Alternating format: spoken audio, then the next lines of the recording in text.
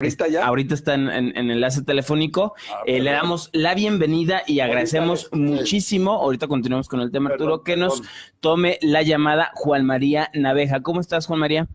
¿Qué tal, Flavio? Modesto, Arturo, ¿qué tal? Muy buenas tardes. Muy buenas tardes. Buenas tardes, Juan María. ¿Dónde andas?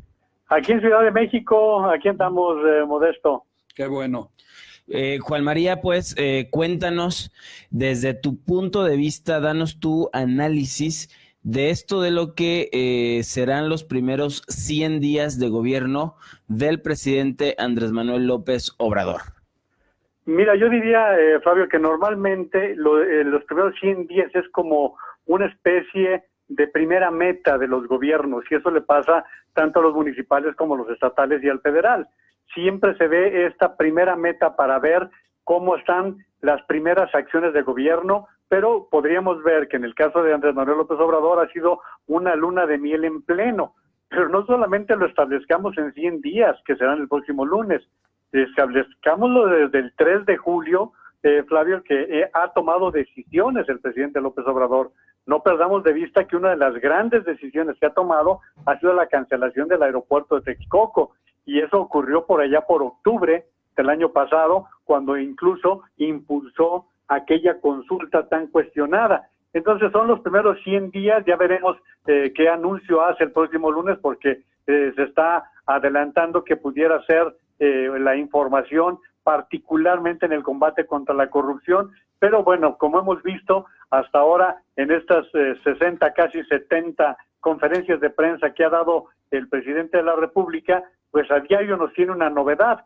Entonces creo que habrá que señalar que lo que en este momento podríamos destacar son las grandes decisiones, unas que gustarán a muchas personas, que es la parte subsidiaria que ha venido anunciando el presidente con aquellos apoyos económicos a ciertos núcleos de la población, como son los adultos mayores, como son los jóvenes que ni estudian ni trabajan, las personas en situación de vulnerabilidad, en fin, diferentes apoyos que ha anunciado el presidente de la República, y que bueno, que por cierto en este tema habrá que decir que de esos programas la mayoría no han sido sustentados por un estudio debidamente analizado, debidamente ponderado, y esto lo está diciendo México Evalúa, la Asociación México Evalúa. Y por otro lado, las grandes decisiones económicas que están teniendo su impacto en este momento.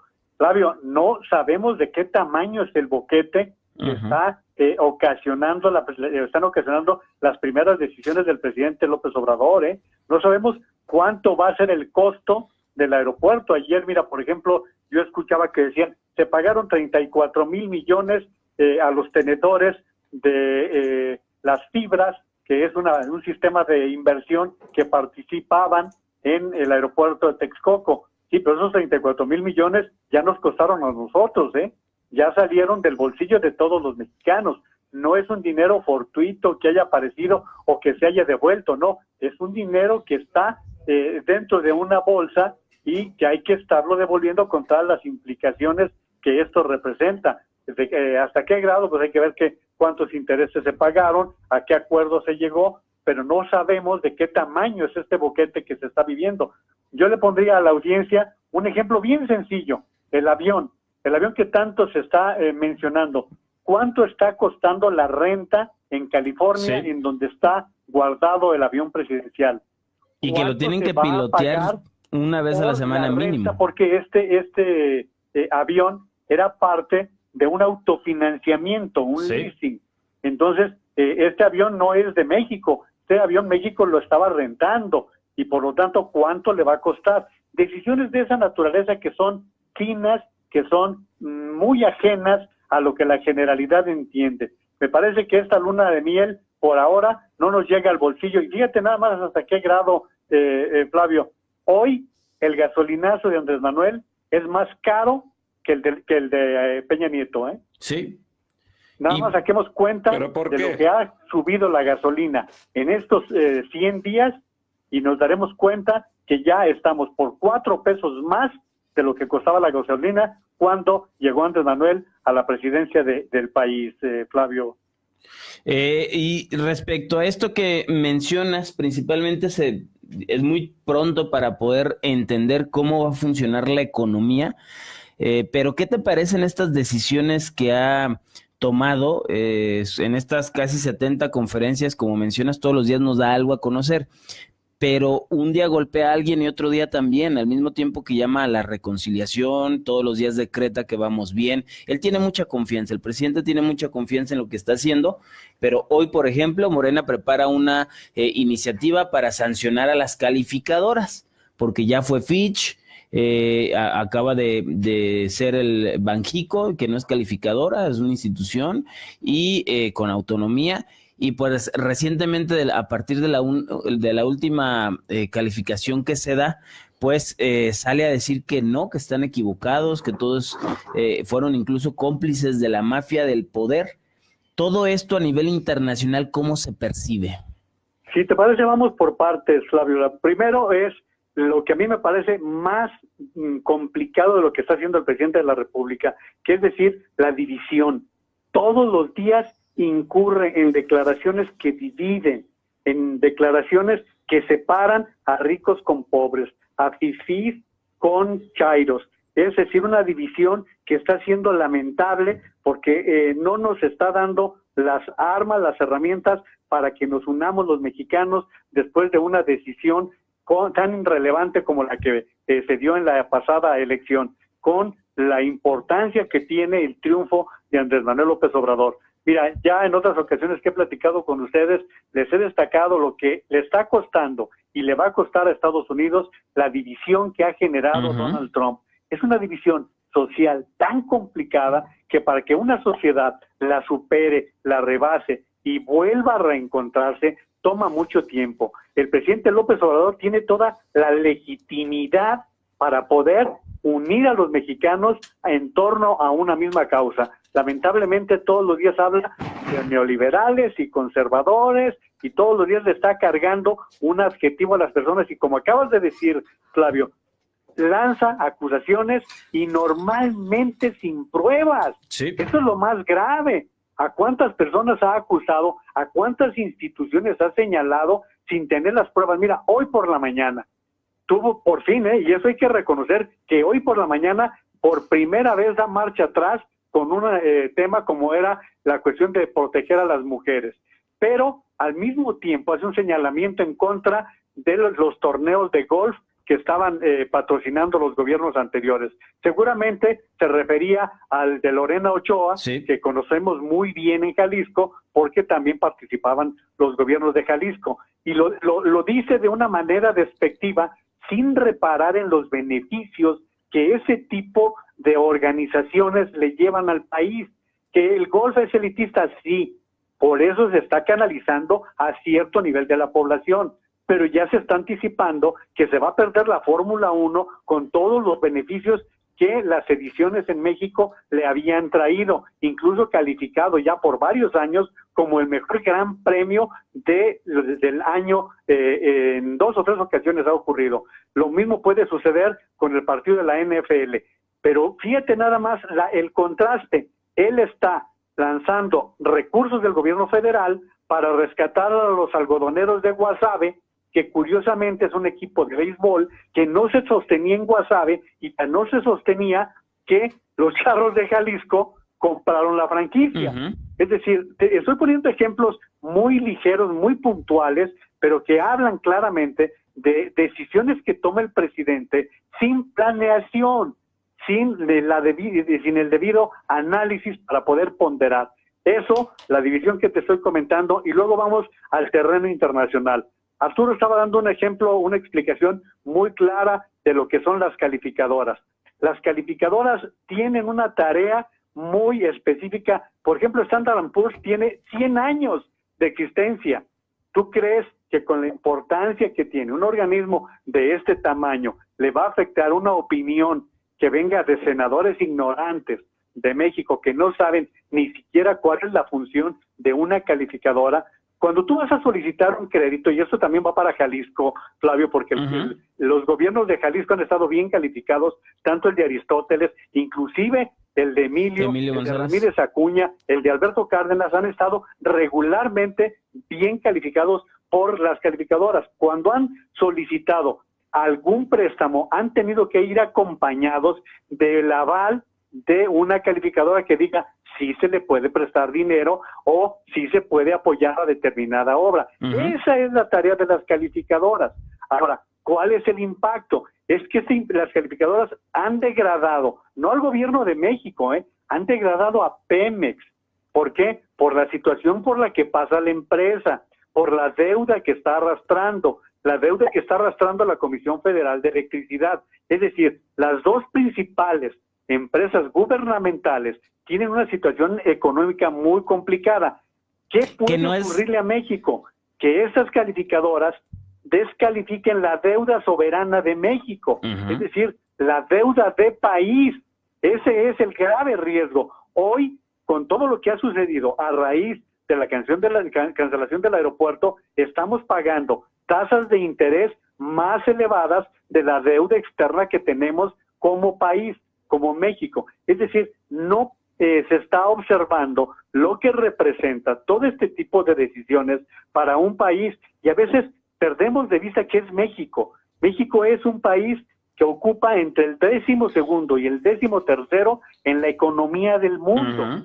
Es decir, hay solamente 12 o 13 países con economías más fuertes que las de México. Que tenemos una gran pobreza, sí, ese es otro asunto. Mucha desigualdad. Habrá que revisarlo en otro momento y en otras circunstancias.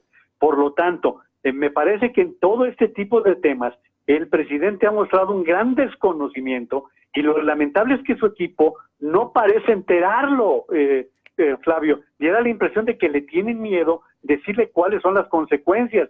Y bueno, esto es con las calificadoras, pero antes el presidente descalificó a Bank of America y a Merrill Lynch cuando hicieron una evaluación diciendo que México no crecería más allá del 1.3 o 1.5% de su Producto Interno Bruto en este año.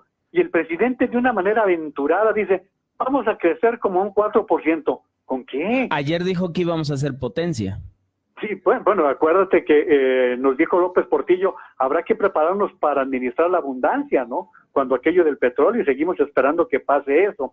No, la verdad es que hoy, por ejemplo, también la OCDE, la Organización de la Cooperación para el Desarrollo Económico, que es una donde se inscriben los principales países en el mundo en materia económica, también degradó en 5%, en un medio punto, la posibilidad de crecimiento de México. Es decir, lo que nos están indicando es que el grado de inversión que vamos a tener no va a permitir un crecimiento importante. Para que un país crezca, tiene que haber inversión, tiene que haber empleo, tiene que haber productividad, y no está sucediendo. Esto es lo que va a empezar a afectarnos en el bolsillo. Fíjate qué paradójico lo que está pasando ahorita en México.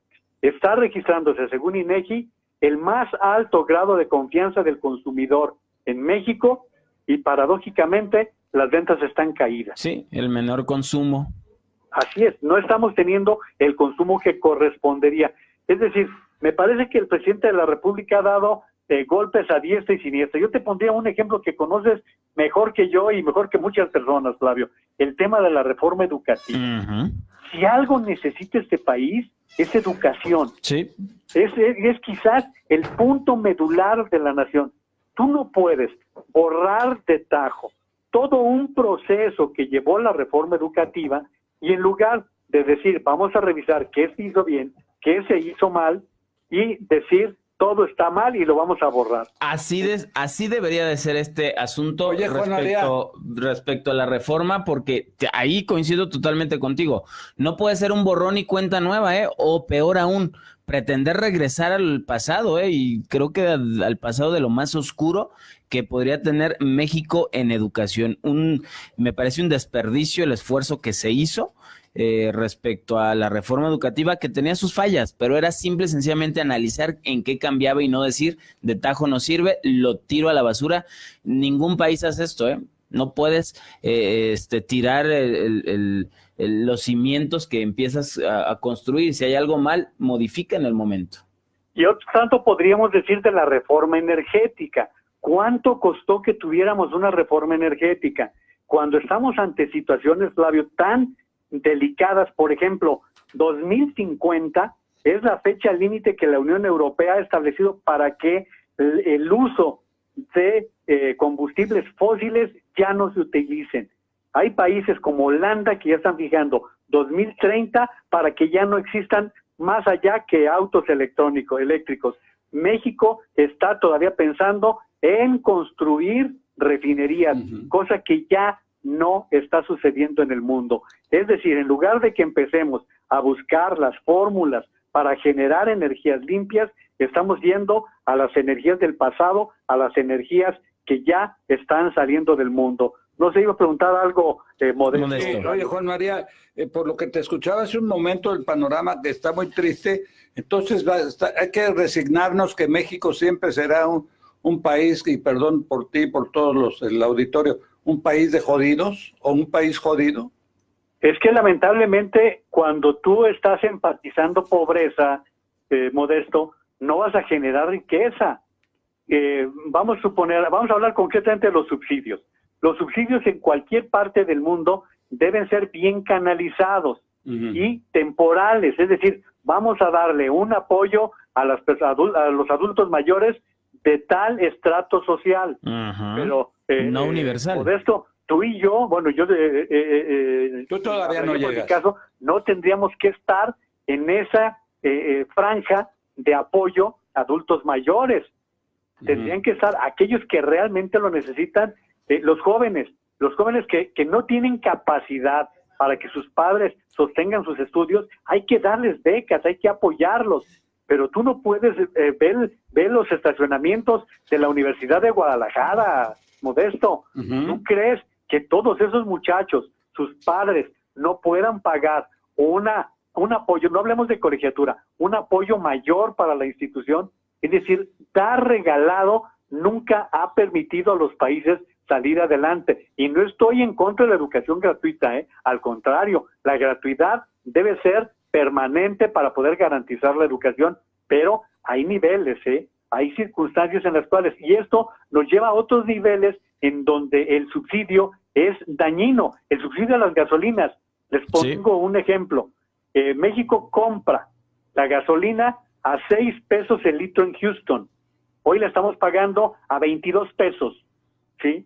Y eso me parece que sería lo correcto, porque los que tenemos un automóvil tenemos que pagar lo correspondiente a contaminación, a gasto de infraestructura. No sé si los 22 pesos, pero sí podría decir que no es una de las áreas en donde se tenga que tener un subsidio. Todo esto, Modesto, ¿a dónde nos lleva? A que no estamos revisando un sistema económico que permita sacar de la pobreza a las personas, a los millones de mexicanos que se encuentran en pobreza extrema, y aquellos que se encuentran en pobreza y que pueden dar un brinquito hacia un mejor estado de vida. Todo esto nos lleva a un presidente que está en el populismo. Y aquí enfatizaría algo que está pasando en el mundo, Flavio, Arturo, Modesto. Los autócratas que están empezando a gobernar con base en medidas populistas, como lo estamos observando en Estados Unidos, como ocurrió en Inglaterra con el Brexit, como está pasando en Hungría, en Venezuela, Polonia, en Italia. ¿Qué es lo que están haciendo estos autócratas? Empezando a demeritar, a erosionar, a dinamitar los organismos de equilibrio y de control. Un presidente que va borrando, que ya tiene el legislativo de su parte, que está invadiendo el judicial, que está deslegitimando al Instituto Electoral, está yendo hacia un camino donde la autocracia va a ser todo un caramelo. Tú y yo somos veteranos en todo esto. Flavio y Arturo son más jóvenes, Modesto. No, tú ¿Cuántos también. presidentes siempre han tenido un momento en el cual han coqueteado con la posibilidad de la reelección? Sí, Eso Juan lo María, hemos visto Arturo, con para todos, servirte. Mira, en la parte que has expuesto, un servidor, tengo formación de economista, estoy de acuerdo con el diagnóstico que haces de que está sembrando pobreza no nada más este presidente, sino esta este contexto de escaso crecimiento económico tiene mínimo 30 o 36 años, de acuerdo al momento que tú lo quieras tomar como referencia. A lo que quiero llegar, Juan, es de que el modelo que ha seguido nuestro país, independientemente del presidente, Miguel de la Madrid, Salinas, Cedillo, Fox, Calderón, Peña y ahorita Andrés Manuel, es un modelo que no da para más, o sea, es un modelo que no da más de 2.4% en promedio. Entonces, el planteamiento que te quiero hacer, Juan María, es de que efectivamente se está generando mucha pobreza en nuestro país, pero las propuestas de seguir apostándole a un modelo de crecimiento hacia afuera, o sea, seguir apostándole a la que la inversión extranjera va a ser la que nos va a venir a desarrollar, pues los últimos 36 años no han demostrado eso. O sea, apostarle que va a ser la inversión extranjera la que va a desarrollar nuestro país, yo como economista sí te puedo decir que está documentado que en los últimos 36 años no ha crecido el país, como se nos dijo en su momento Miguel de la Madrid, como nos lo dijo Salinas, como nos dijo Cedillo, como nos dijo Fox, como nos dijo Calderón, como nos dijo Peña, y actualmente lo está repitiendo, aunque se está peleando con las calificadoras ahorita Andrés Manuel, pero el modelo de país que hemos seguido aquí es apostar porque la inversión extranjera nos va a desarrollar y no han sucedido, Juan María. Arturo, nomás que da la casualidad que yo en ningún momento he hablado de que sea un modelo el ideal, ¿no? Yo al contrario, tengo muchos años diciendo que con un país de 130 millones de habitantes, el mercado interno tiene que ser la fórmula del crecimiento y desarrollo, pero tienes que generar condiciones para que el país se desarrolle, pero no lo vas a lograr mientras tengas unos índices de recaudación tan bajos, una sobreprotección de los extremos en la recaudación. Es decir, aquellos que no pagan nada y que son pobres y que están en el ambulantaje o que están en la informalidad, pero también aquellos sumamente ricos que declaran como repecos.